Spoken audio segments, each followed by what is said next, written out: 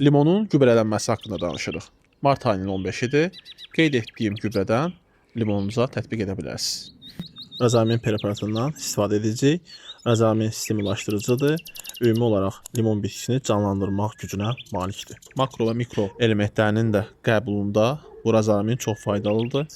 Və bilirsiniz ki, razamin həm bitkinin stressdən və fitotoksit vəziyyətlərdən də tez sağalmasına kömək edə bilir. Əgər limon bitkisi balacadırsa 10 litr, böyüdürsə 20-40 litr arası su tətbiq etməlisiniz və suyun tərkibində də razamin olmalıdır. Razamin 10 litrə 15-20 ml arası istifadə edilə bilər. Razamin stimullaşdırıcını hazır edəndən sonra suyu bu cür gövdə ətrafına tökürsünüz.